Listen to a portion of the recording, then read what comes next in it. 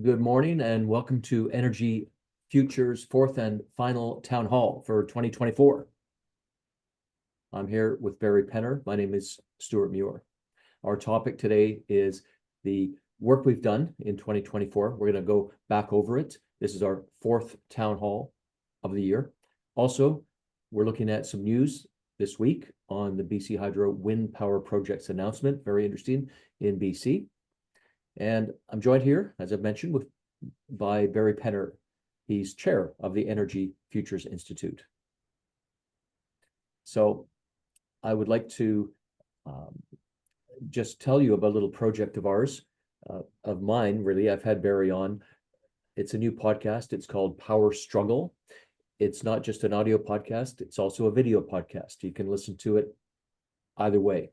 And as the name suggests, we're looking at energy and power issues. And so far, I think we've got about 8 or 10 episodes we've posted over the fall. We've had some great guests. The current one, the newest one, is Professor Kent Fellows from the University of Calgary School of Public Policy. And if you want to see this, you can go to YouTube and you can watch it that way on any device. So just search under Power Struggle, but also on Spotify, which has podcasts, as well as Apple Podcasts and all the other. So that's my advertorial for Power Struggle. I hope you enjoy it. We think it's really relevant to what we're doing here. Quickly, the agenda for today. We're going to look at some background on where we are with the data, what we've learned about the issues around electricity supply. We're going to give you a little update on what we've seen with electric vehicles and the mandate that's quickly coming into force. The city gas bans issue, in particular, the recent news out of the city of Vancouver. The wind news that we saw this week, 9 wind farms. And then at about 10:30, we're going to shift into Q&A, because the idea with this series is it really is a two-way, and I'll get to it at the time below, but we have a really simple Q&A tool. You can add your questions anytime you like from now forward, and I will, as the moderator, endeavor to ask all of them to Barry or bring them into the discussion.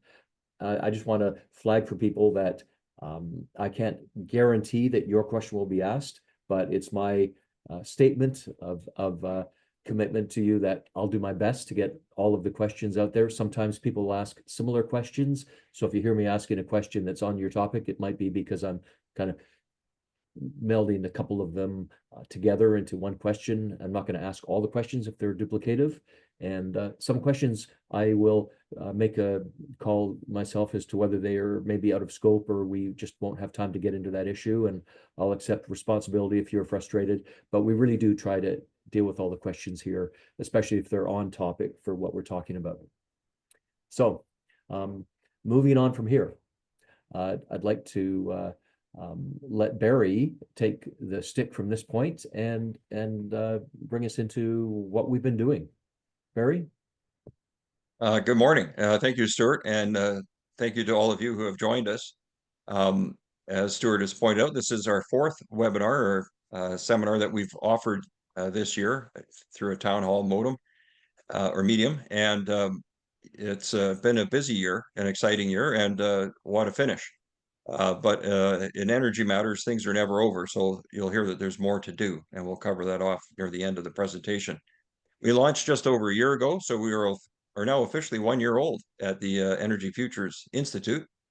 And our objective, as you can see on the screen, is to provide a new voice, a refreshing voice or conversation involved in the topic of energy security, affordability, and sustainability, to try and provide perspectives that weren't being shared publicly up till now. And I think you'll see as we go through this, I think so far we've been achieving our objective in terms of stimulating the public discussion and the public policy thought process around energy. As you can see, we have been focusing on topics around the cost of being dependent on imported electricity.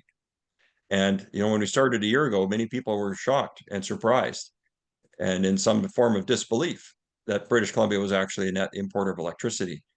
And it took quite a bit of effort on our part to actually overcome that hurdle in the minds of many, including in the media, that, yeah, here are the numbers. The government hasn't been telling you about this, but these are the numbers. And so we've, I think, accomplished that, establishing that as a form of public awareness that we are not sitting as pretty as we might think in terms of being self-sufficient in electricity. And tied to that is concern that we've brought forward to the public about the viability of electric vehicle mandates, both in British Columbia, but also at the federal level. There had been talk about the federal mandates, 2035 being the focus, where the federal government has said by that year it must be 100% electric vehicle sales.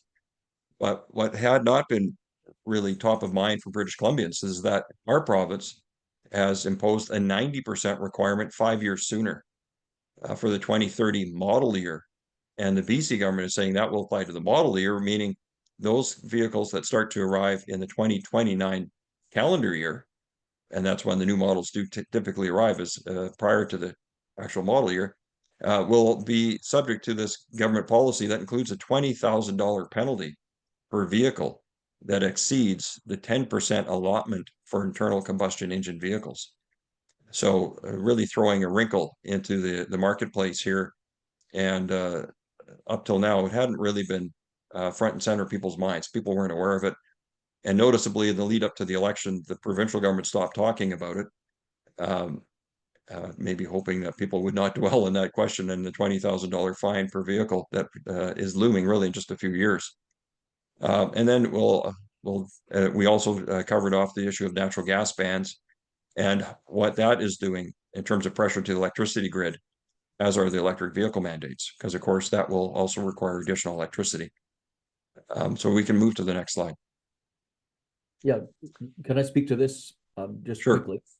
We've released a couple of reports during the year. The first by Professor Jerome Gesaroli from BCIT. He gave us background on the particular charging systems and capacity to handle the level of electric vehicle uptake in BC based on the scenarios that are in our line of sight. I think the takeaway there was that there needs to be a whole lot more investment and speed of implementation of these technologies in order to allow the EV vision to actually be implementable in reality. The second one, BC's energy needs with policy recommendations. We produced this back in July. We wanted to provide some context in a moment when there was going to be a lot of discussion around the policies of energy. We had 10 recommendations. If you go to the Energy Futures Institute website, you'll find those. One of them that will come up here is transparency. We thought that was a good idea, but we think that, would you agree, Barry, all of those 10 recommendations are as relevant now as they were back in July? Yes, absolutely. And maybe even more so, given some information that came forward after we released the report in July. Yeah, okay. So we're going to go to the wind announcement this week. But before we do that, Barry, why don't you take us into the natural gas ban? Last time, our town hall number 3, that was in the future, but now it's in the past. And we're going to just give you our context of where that sits. Sure.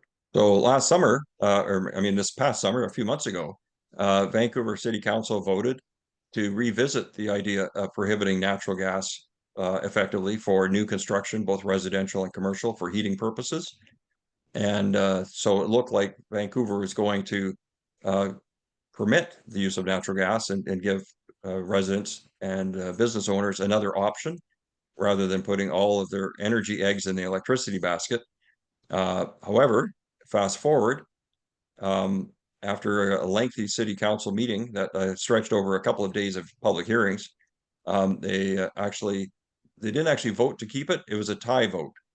But so this headline from CBC is a little bit off the mark. They didn't actually vote to keep it.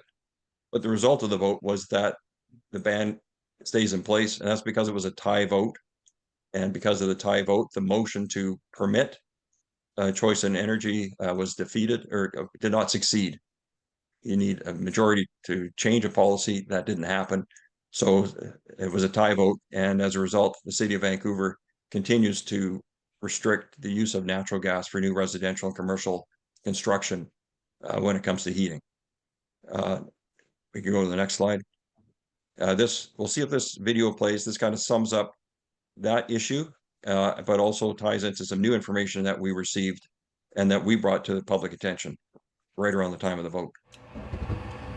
The city of Vancouver staying the course. New homes won't have natural gas as a heat source, part of a province-wide push to rapidly decarbonize. Everything from homes to transportation to industry mandated to move away from fossil fuels. Energy analysts say it's creating too much pressure on a hydro system that is at times already maxed out. British Columbia is now relying on 25% of our electricity to come from outside the province. Most of that's from the United States. BC Hydro cracking the books on what the last fiscal year looked like. The Crown Corporation importing 13,600 gigawatt hours of electricity at a total cost of nearly $1.4 billion. According to Energy Minister Adrian Dix, the number reflects the significant drought BC has faced in recent years. All that said, we need to produce more power in BC. We have a growing province. We've just brought Site C online. We'll continue to do that in full over the next year. And we're going to be purchasing lots of clean power in British Columbia in the next little while and have a plan to do even more. By BC Hydro's own admission, demand will grow by 15% by the end of the decade. The rapid change causing concern among energy analysts, who say BC is quickly running out of options to produce enough power. To a certain extent, we're putting the cart before the horse, adding these extra demands on the electricity system before we've built out and developed more sources of electricity of our own. Other jurisdictions across North America dealing with many of the same challenges as BC. More demand being put on power grids that take years, sometimes decades, to spin up the needed capacity. Aaron MacArthur, Global News. Right. So a pretty good summary of the issue. We can move to the next slide.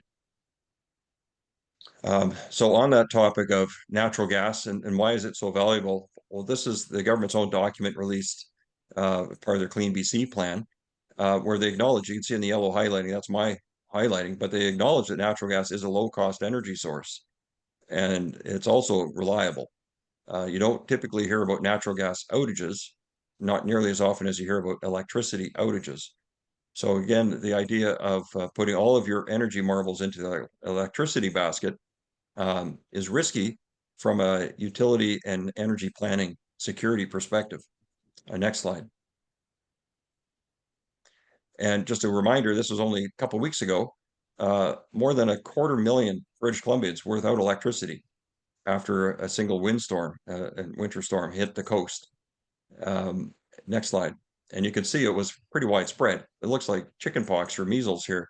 But these are the number of outages at different locations as a result of that windstorm. Next.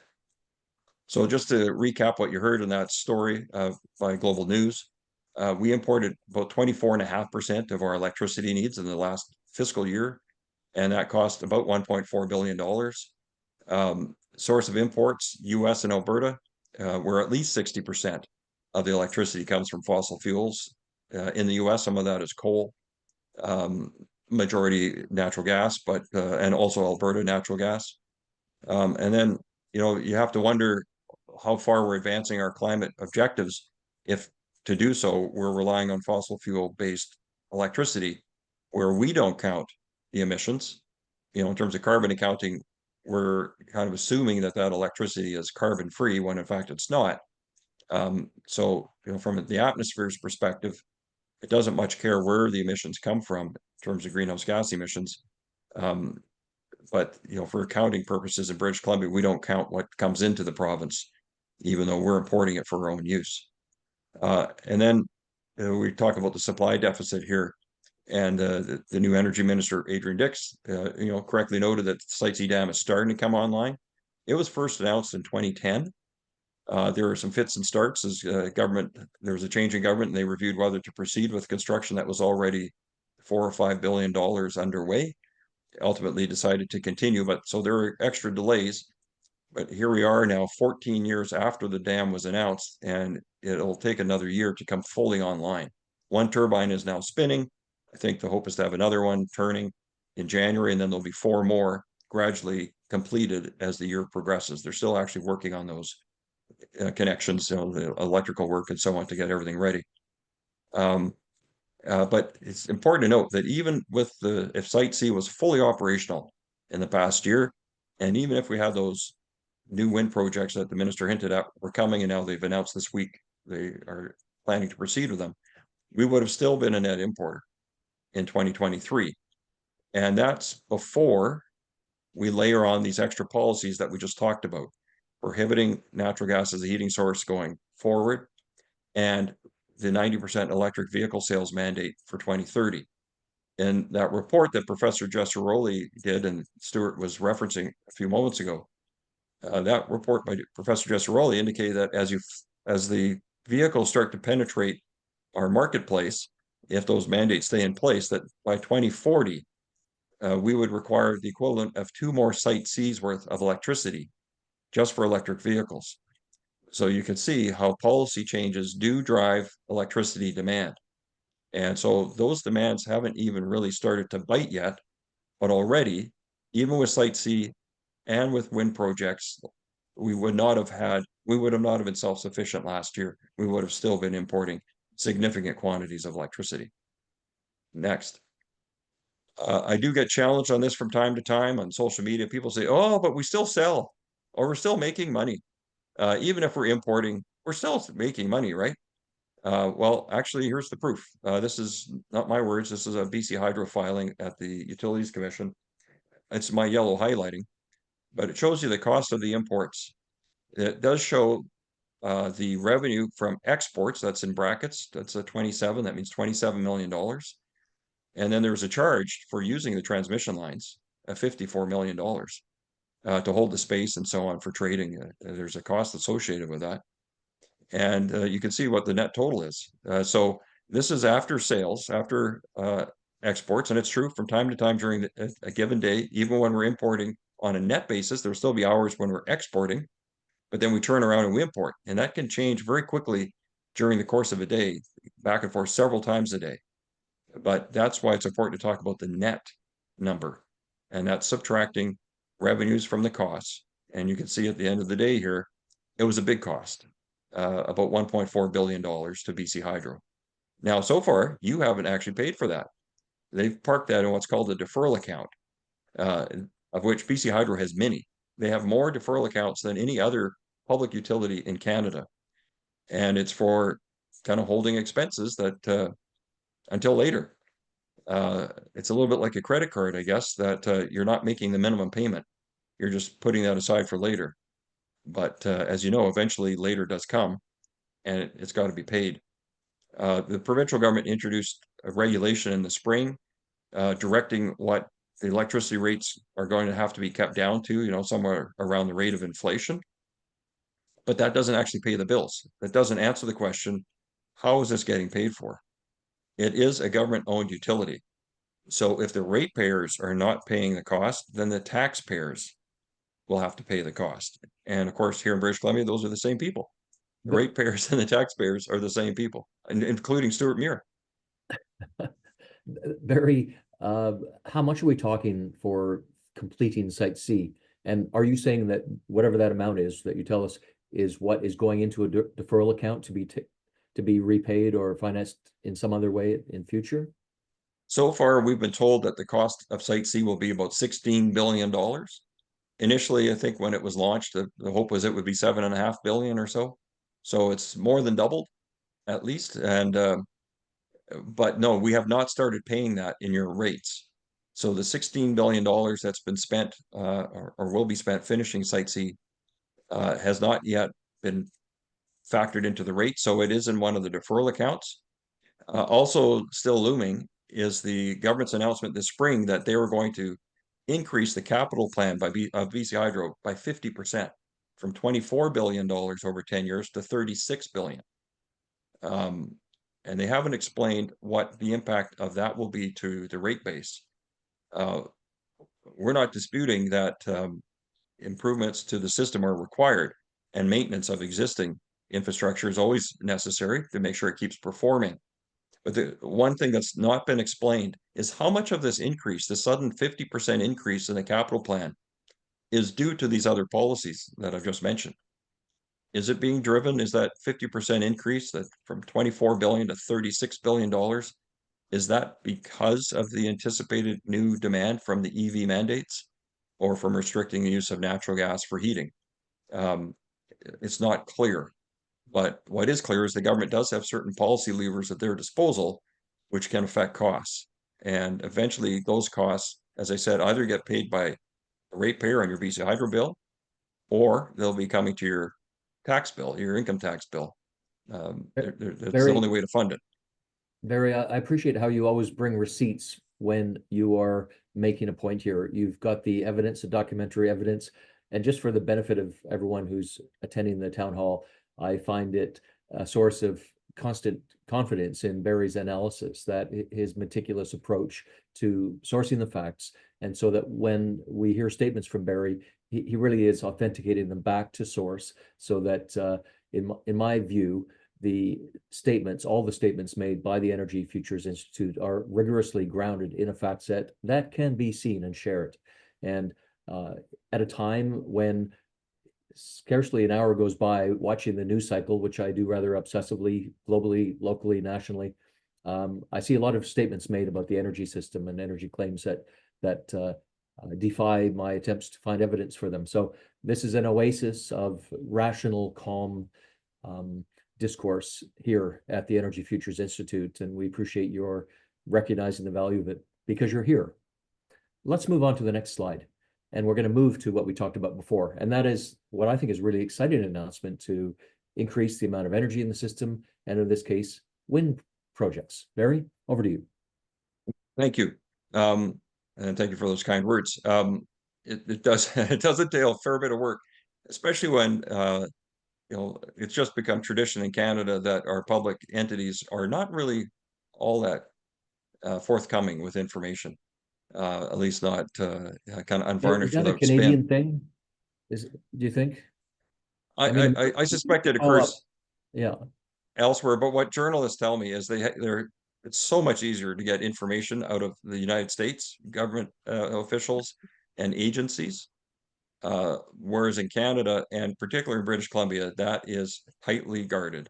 And, okay, we got 8 minutes. We better get into the wind. Yeah. Okay. So blowing in the wind here. So yeah, so the government announced and BC Hydro announced their intention to go forward with a total of 9 wind projects. And what's interesting is it's the intention. They didn't actually announce signed contracts. Maybe that's the lawyer in me getting a little bit persnickety, but they actually don't have signed contracts yet. My understanding is they have offered a price, and they're waiting to see if the price is accepted. Again, from a lawyer's perspective, price is a pretty fundamental aspect of any contract. In fact, some would say it's the most important. So anyway, we're waiting to see if they sign on the dotted line. My understanding is the proponents have until, I think, next week to indicate if they will accept the price that's been put on the table. So assuming that they all do sign up, then we'll have 9 wind projects that will get going in some form. Just to note that BC does have some existing wind power. We have about 747 megawatts. I believe that's spread across 7 different projects. I could be mistaken there. There's some smaller ones that were developed under a program the current government stopped, which is called the Standing Offer Program. If you ever go to the Okanagan, you'll see one of those on the Coquihalla Highway near Panas Summit between Merritt and West Bank Kelowna. That's BC's most visible wind power project, I think, for most people. Anyway, we'll have more trying to get through the permitting process. Now, to try and speed things up and provide more certainty, the government has said somewhat surprisingly, never mind the environmental assessment process that we require other people to go through for major projects. These ones will be exempted, but they'll still have to get other routine permits, for road building and cutting trees and crossing creeks and rivers, work in and around a stream or a water course, that type of thing. And that's where there's still lengthy delays. Now, the government is hinting that they're going to take a run at trying to streamline that as well. And I wish them well because it's desperately needed.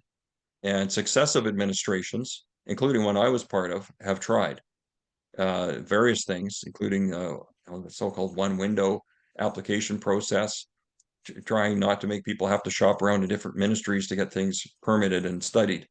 We'll see how that goes, but that is a risk to meeting these deadlines. is getting permits out the door.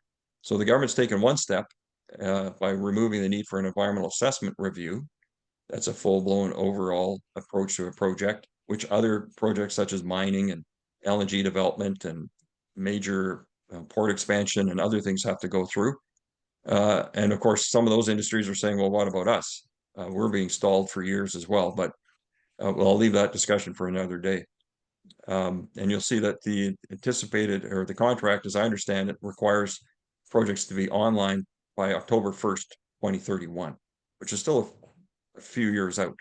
Next.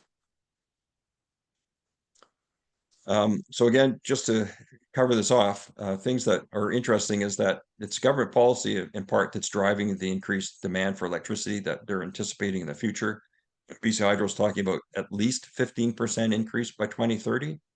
We're seeing forecasts in other jurisdictions of a greater increase in that time frame than what 15% denotes. So we'll see what happens. Interesting that there was a lengthy multi-year process that cost millions of dollars. It's called the Integrated Resource Planning Process, or IRP. Here's your acronym for the day, IRP process, that BC Hydro went through for years with the BC Utilities Commission, where they said they need 3,000 gigawatt hours and that their capital plan would be 24 billion over 10 years. And that was approved in April by the BC Utilities Commission, BCUC, another acronym. And yet, despite that being the approval, BC Hydro's gone and not and indicated a desire to sign up 3,000 gigawatt hours of more wind, but 5,000. So a significant increase over what they told the Utilities Commission. And then the government announcing that the capital plan would go up by 50%. That's also not part of the integrated resource plan that the Utilities Commission spent years studying, and interveners got involved debating the numbers. So it makes you wonder, how serious is our situation? I think those actions by BC Hydro and the government to deviate from what was just approved in April by the Utilities Commission indicate how serious they realize the problem is by having to jack up capital spending by 50% and dramatically increasing how much power they're going to buy now from new wind projects, more than what they told the Utilities Commission was needed just a few months ago. One thing we don't know here, Stuart talked about the overarching theme here of transparency. Of our existing wind power sources, how did they perform during last winter's cold snap? I just mentioned that because there was a lot of discussion in Alberta that during the cold snap that they had, it was the same time we had ours, wind power went to zero. And it's one of the reasons their system was in crisis, because on the Friday evening, it was fairly windy, but by Saturday morning, the wind stopped and they had to scramble to make up the difference. And they have a lot more installed wind capacity than we do, about 4,400 megawatts, if I recall correctly. But we've never heard in BC how much we got from our wind projects during the winter, or ever, really. Barry, since we're on this topic, I'm seeing, even though we're before the Q&A part, I'm seeing there's a number of questions. A lot of people are asking the same question, and it's kind of touching on this point. So let me bring that question to right now and ask you about capacity factor. Now, I understand for onshore wind, you're up to 35% as an average ceiling. I noticed in Alberta the other day, on the day of the BC wind announcement, I went and looked at the AESO window dashboard, and I figured off the cuff it was like about 39% of nameplate capacity was being generated at that moment during the day by Alberta Wind. And we've got questions about this from a number of people on the call. Let's get into this. Sure. And so what you did was possible because Alberta makes it available online. You can go and see at any given moment what kind of electricity sources they have in Alberta and what they're producing, including what they're selling or buying from British Columbia, Montana, or Saskatchewan. But in British Columbia, it's a black box. We don't get that information. We can't see it. We could, but BC Hydro doesn't make it available. And for those who are new to this issue, maybe we could just step back a little bit and explain what is the capacity factor, especially when it comes to wind. Sure. So it's one thing to say this wind turbine can generate 3 megawatts of electricity. Well, that's if the wind is blowing at kind of an optimum speed.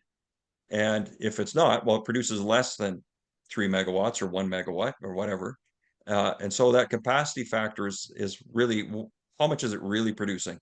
So let's keep the math simple. If it's a older 1 megawatt wind turbine, most of the new ones are bigger than that, but let's say it's a 1 megawatt, supposedly it's capable of doing that in optimum conditions. If you say it's got a 35% capacity factor, that means that's the average amount it would be producing, or 350 kilowatts, not 1 megawatt, but 35% of that is the average. Site C Dam, it will, when it's completed sometime in the next year, have a nameplate maximum capacity of 1,100 megawatts, but its capacity factor is around, I think, 60%. So on average, it will be producing about 650, 680 megawatts at any given time through the course of the year. Of course, it can ramp up if there's water behind the dam to hit that peak of 1,100, but it won't be doing 1,100 all the time. Its expected capacity factors around, I believe it's 60% or so. Okay, Barry, point two, transparency concerns, first point, 747 megawatts of wind power. Is that nameplate capacity, or is that? Yes. It is. Yes. Actually, if you're citing the amount of electricity actually generated, it's maybe a third of that in practice, right? Yes, but if there's no wind, well, then it's zero. Or zero? Yeah. And so we're not relying on wind, and BC Hydro did not say that in this recent announcement, just to be clear, that this wind power is to help us meet peak demand. Because That's a totally different thing too. that's a different thing.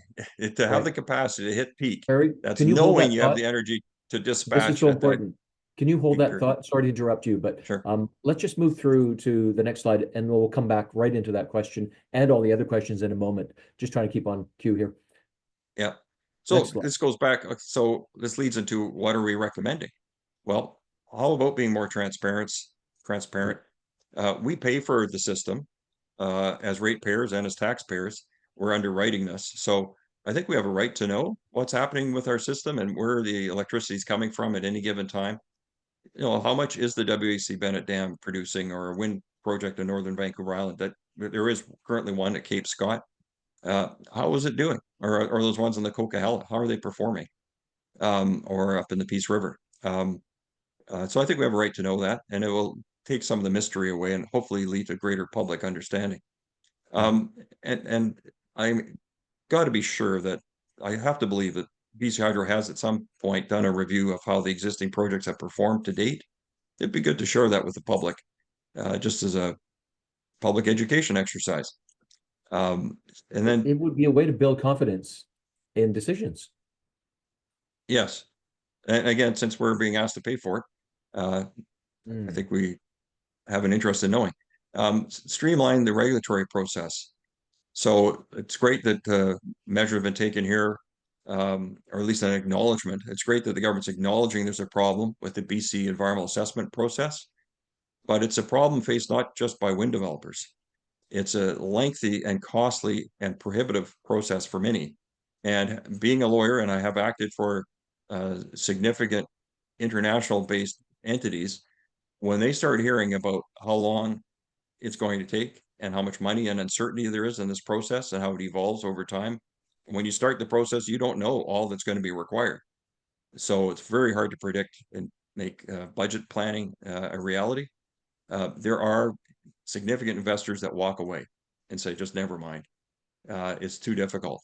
Well, that also applies to this routine permitting that doesn't get as much attention.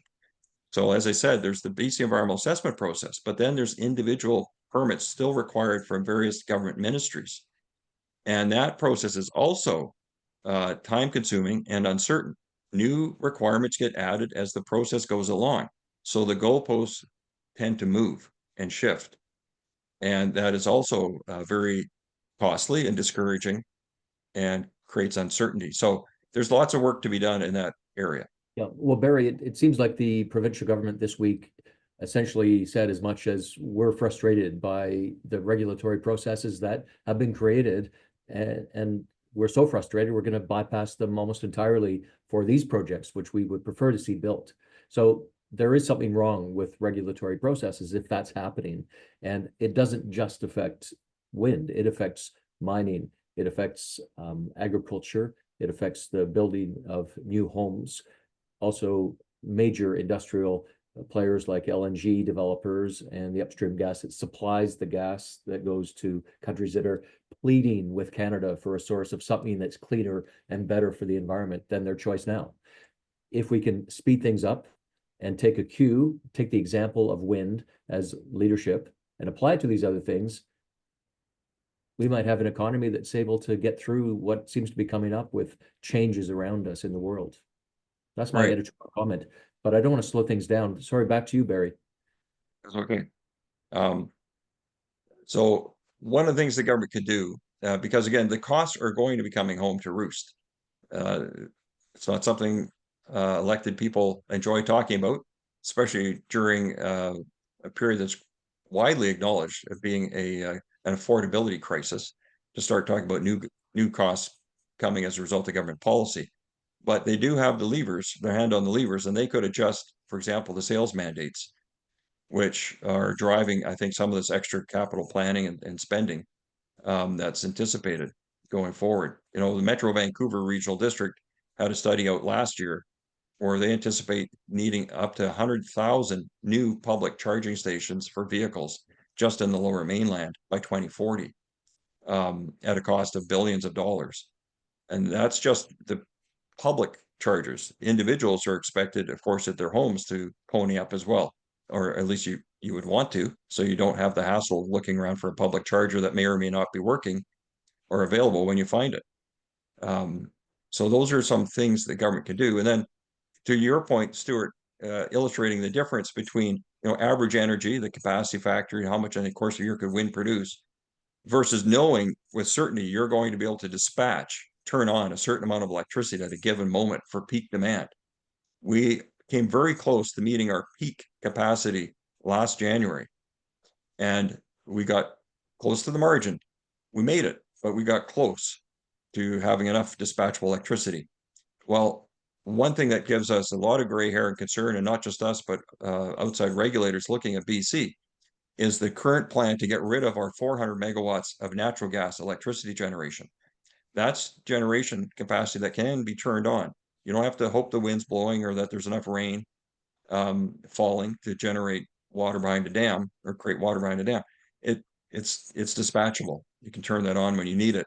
And so from an electricity planning perspective, to get rid of that remaining 400 megawatts of dispatchable electricity capacity to help you hit peak demand, I think is tempting fate and could result in an unfortunate situation. So one of the things we called for in our report back in July, and we repeated that this week in our news release, is, for heaven's sakes,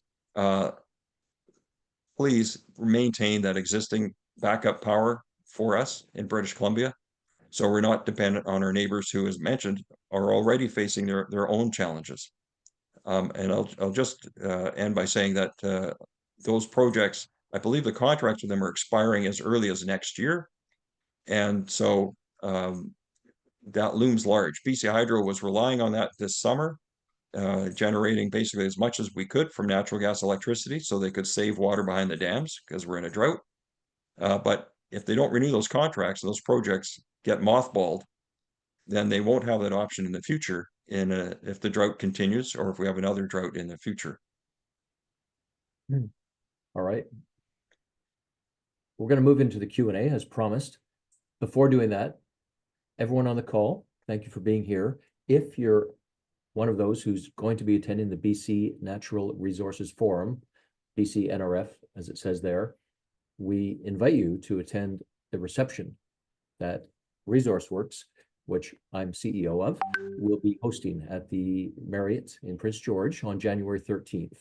And I believe it's 6 or 7 p.m., but never mind that, because the exact information will be in a registration link that will be sent this afternoon. It's the same day as the City of Prince George hosting its Future of Fuels Forum, which we're really excited about. It's an important topic, very important to everyone, not just the city of Prince George. So let's go to the Q&A. All right, so we've got good questions coming in. It should be very easy to see if you're not familiar with it. Down the bottom of the Zoom window, you can get a question in. You can put your name or not, it doesn't matter. I'm not going to mention the name of the person who's asking the question today. But I'm just going to start with something high level. I know there's a lot to dive into in the specifics of the wind, like lots and lots of questions about wind.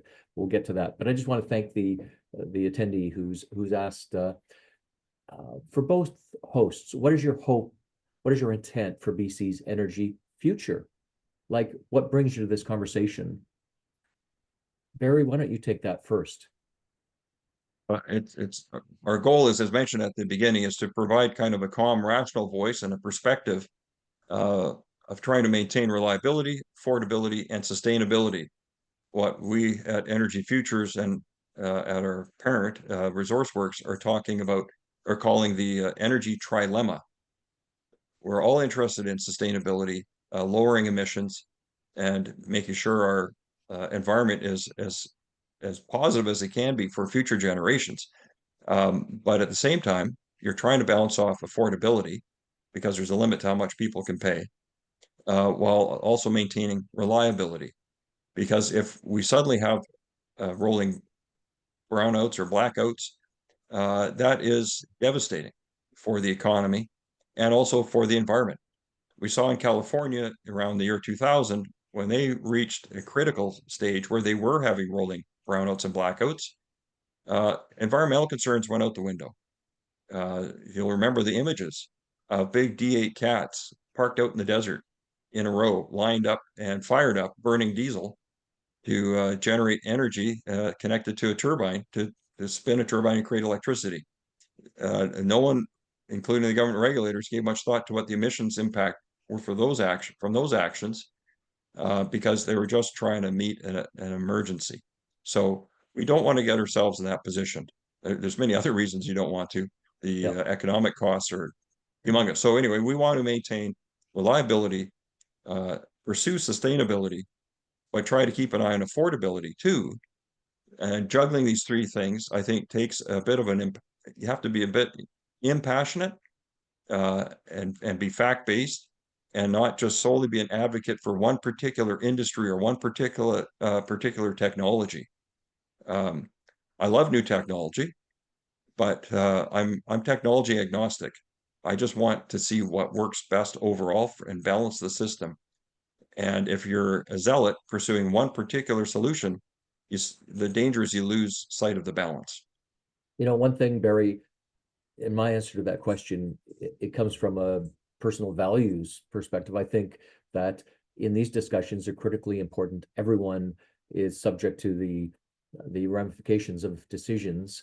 And yet in the public square, it seems as if the qualification to engage in expert level discussions is, rather loosey-goosey. Whereas in my experience over the 10 years of doing ResourceWorks, but also my long career as a journalist in Canada, I feel that there is a professional cohort of people who are trained in the relevant fields. There's so many fields, but engineering and technology, who are bound by the dictates of their legislative college of whatever, to always speak the truth. That they are in serious trouble if they are not making statements based on facts. They're responsible for that.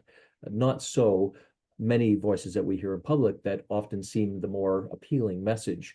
And as a result of that, we are seeing many decisions driven by this disparity in balance. And I think one thing we're doing here, and it speaks to Barry's rigorous approach to information and mine, is we are ensuring that true statements are coming into the public conversation, that we are not accepting the dominance sometimes of decision-making by information that just isn't possible to validate. So I think it's really important work. I also think it's unique work. There's nothing else like it here. I also think that there is an imbalance, and the voices of professional qualification are really important. So that's perhaps more answer than you were looking for, questioner, but thanks for the question. I'd like to go back into the thing that I think everybody is thinking about right now, and this decision this week. And thanks for that comment.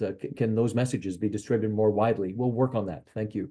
But for the wind factor, here's a question. Have the proposers of these wind projects factored in the lifespan of a wind turbine? So maybe that's 20 years. Have we seen that in the costing, Barry? If you have to recapitalize every 2 decades, if that's the. I'm assuming that, yes, that in the contract with BC Hydro, there'll be a requirement to decommission, that the proponent bears the cost of any decommissioning at the end of life of the project, whether it's 20 or 30 years, that the proponent will be responsible for essentially dismantling and taking away and hopefully safely disposing of the materials and recycling as much as possible. But you're right, nothing lasts forever, including wind projects. So they do have a certain lifespan. And in fact, some of the first generation wind projects in Alberta that you saw at Pincher Creek, they're with the lattice type construction, and sometimes they guy wires holding them up. Those have mostly been replaced now with more modern monopole construction, like you see in this photo. This is from the Coquihalla Highway, or alongside the highway. That's the typical design now. Well, it wasn't for those first wind turbines in the 80s and 90s. They didn't have the kind of construction. And I know some people are concerned about waiving the environmental assessment process. They say, what about the birds? Because there was a legendary blunder of monumental scale that was made in California when they were pursuing the first generation of wind turbines, those lattice type with guy wires.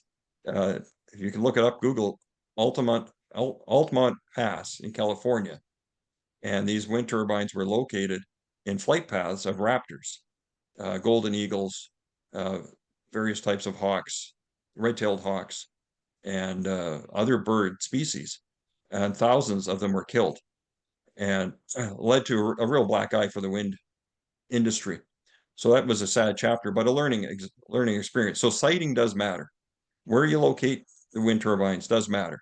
And anyway, so the new technology is better, the new design is better, but you still want to be careful and do a proper analysis about where you're siting the wind turbines.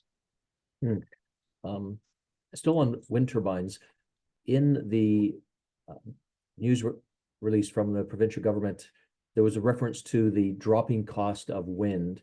And I'm wondering, Barry, whether you had a chance to look into the valuation. There's a critique of the wind promoters' information that I've sometimes heard, which is that a wind project is priced, or the cost of it is priced based on just simply installing what you see in the image here, putting that infrastructure up, but not priced in is the backup power needed for when that's idle.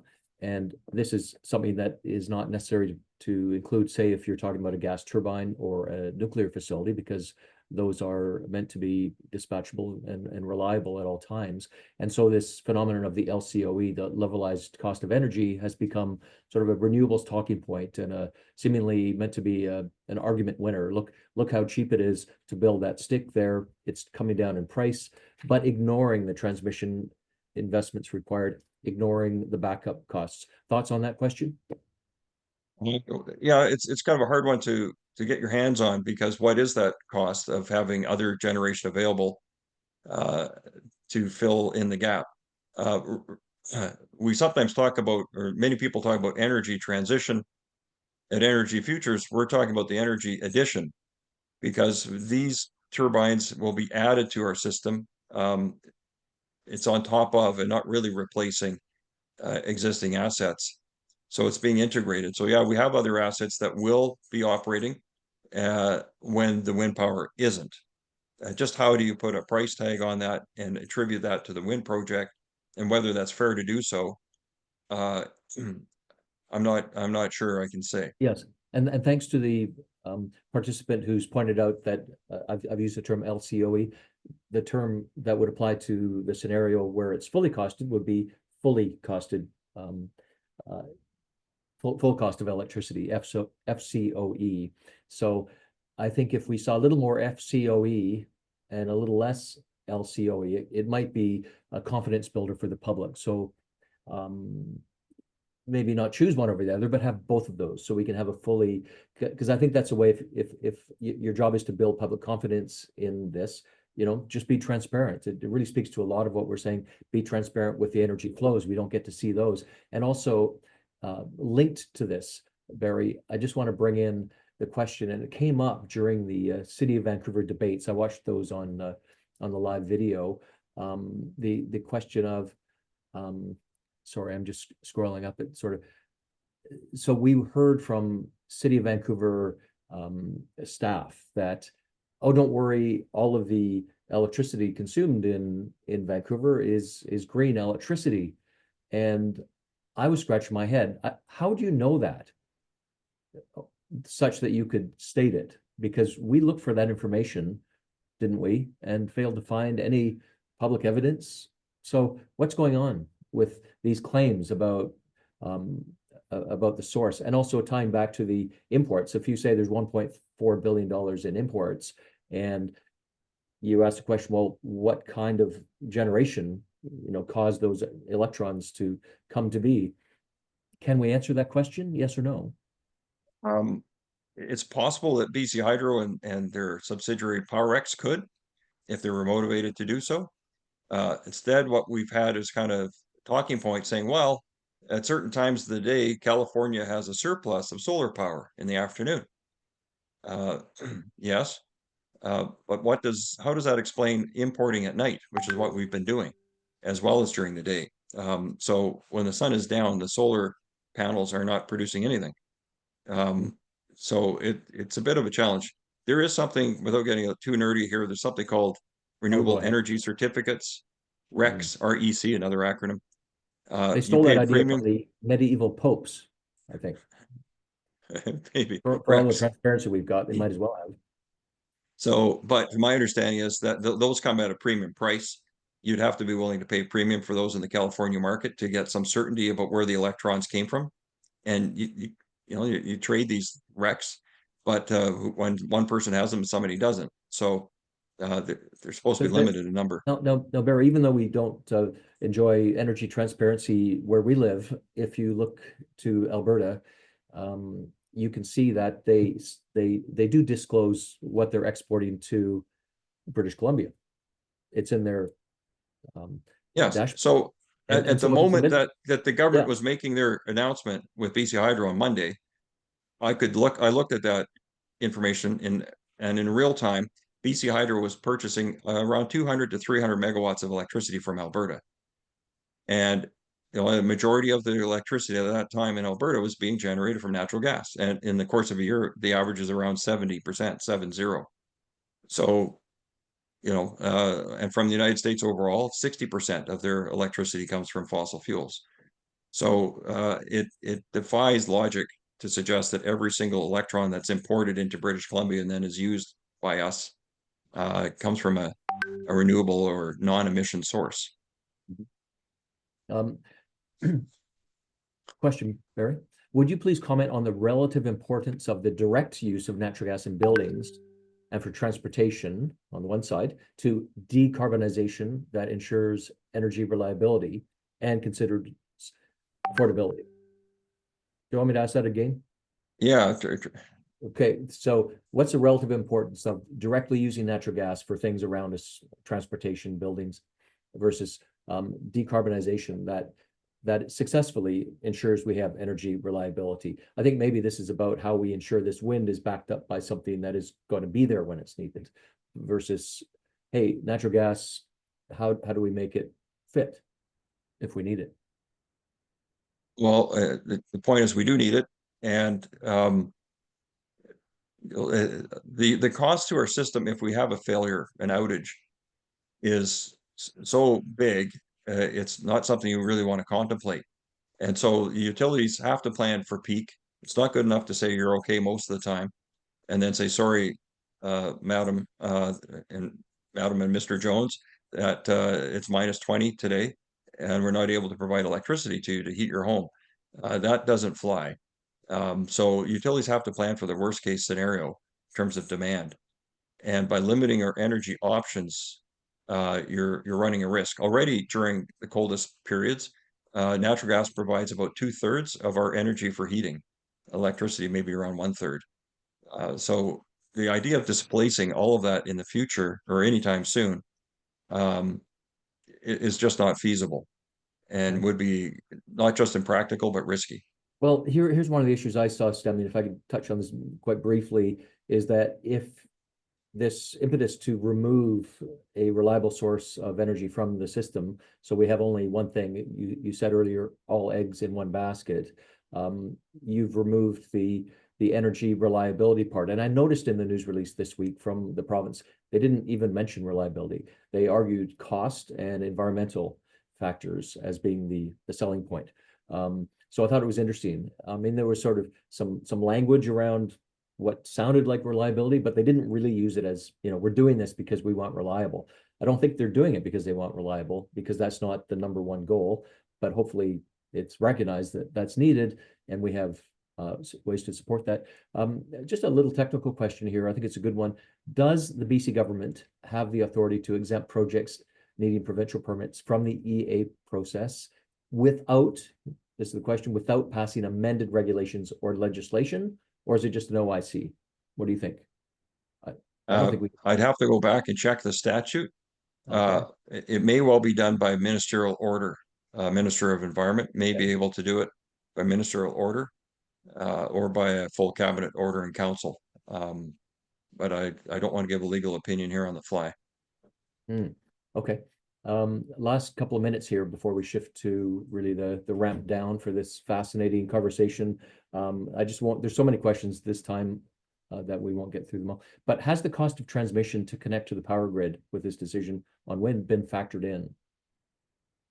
One hopes so. And you're right, there is a cost, of course, and for any new electricity source, including Site C, in order to bring that output down to the lower mainland, improvements have to be made to the transmission lines.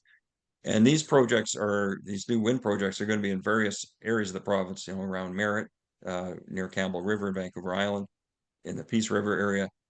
So presumably, transmission line upgrades will be necessary as well to carry this extra amount of electricity. This is hopefully something that BC Hydro has taken into account. I'm sure their planners have. And maybe the way they do it is they pay the proponent less, because BC Hydro will have to bear more of the cost in terms of upgrading elsewhere. Right.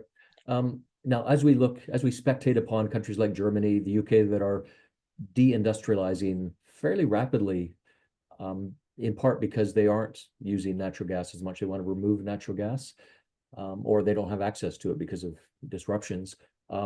The argument that electrification of the system is going to be cheaper, never mind reliable, is going to be cheaper. Does that stand up for you, Barry? There's definitely a few shoes left to fall here, because we haven't really seen, as I mentioned, the real cost already of various announcements and the capital spending plans and Site C and so on. So we don't know yet how that's going to impact rates, and or whether there'll be a bailout from taxpayers to BC Hydro. But any way you look at it, there's billions and billions of dollars that are being spent and being talked about and being committed to. And ultimately, it's either the ratepayer or the taxpayer that picks up the tab. And it's not to say it's not necessary, but I think it would be helpful for the public to understand what that's going to look like. Okay. Look, just one more thing I just want to throw this one in, just breaking news yesterday, with soon to be President Trump threatening tariffs. Canadian premiers and the Prime Minister met yesterday. Coming out of that, Doug Ford of Ontario threatened retaliation, said if you impose tariffs on us, Ontario will withhold electricity sales to the United States. And Ontario actually is and has been selling some electricity to the United States, as far down as New York City. But here we've been a net importer. And so this illustrates my concern about being dependent on your neighbors for something as important as electricity. If we get in a real nasty trade war, we're vulnerable if the United States retaliates against Ontario withholding electricity. If the US were to do the same, thanks. that would not be good. Let's move to our final slide. And just to say, it's a good segue, actually. We don't know what 2025 is going to bring in many ways, but we do know what 2025 is going to bring for Barry and me and the town hall cohort. Thank you all for being here. We're going to continue town halls, because over the 4 that we've delivered in 2024, matching our goals for the year and our reports for the year, we will continue to be as prolific as we're able to be, to bring these important questions out. So it's now the top of the hour, and it's time to say goodbye. Thank you all for attending. There will be an email later. Bye now, and Merry Christmas. Thank you.